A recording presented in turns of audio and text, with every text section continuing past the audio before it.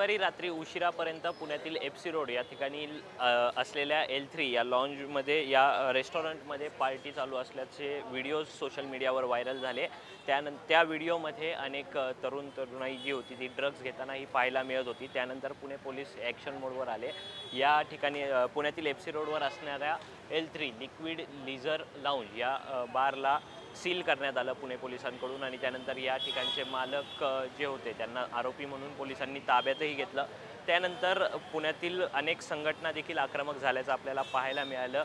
पुण्यातील पतित पावन संघटना या संघटनेकडून आज सोमवारी सकाळी या बारला पोलिसांनी सील करण्यात आलेला असतानाही इथे तोडफोड करण्याचा प्रयत्न करण्यात आला। तोडफोड करण्यात आली।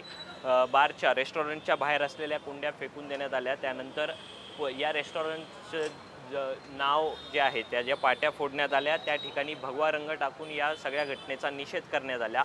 मात्र गेल्या काही दिवसांपासून पुण्यात ड्रग्सचं रॅकेट जे होतं ते सातत्यानं समोर येत होतं। त्यानंतर आता पुण्यात होत असलेल्या या पार्टीवरूनही अनेकांकडून या घटनेचा किंवा या प्रकरणाचा निषेध व्यक्त करण्यात येतो आहे। पुण्यात काही दिवसांपूर्वी झालेला ललित पाटील प्रकरण असेल किंवा त्यानंतर आता L3 या लॉन्ज रेस्टॉरंट बारमधील आलेला हे सगळे व्हिडिओ हा सगळा प्रकार असेल। यानंतर आता पुण्यात तरुणाई ड्रग्सच्या आहारी गेली आहे का असा प्रश्न सातत्यानं समोर येतोय आणि या प्रकरणात पुणे पोलीस आता नेमकी पुढे काय कारवाई करणार असाही प्रश्न उपस्थित होऊ लागला आहे। कॅमेरामन रोहित वनकट्टेसह मी Pranav Dhamale for the people news Pune.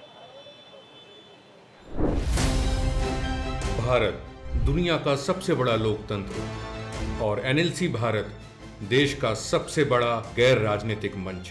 शक्तिशाली लोकतंत्र के लिए राहुल कराट का सार्थक कदम। मुंबई में हुआ ऐतिहासिक प्रथम राष्ट्रीय विधायक सम्मेलन।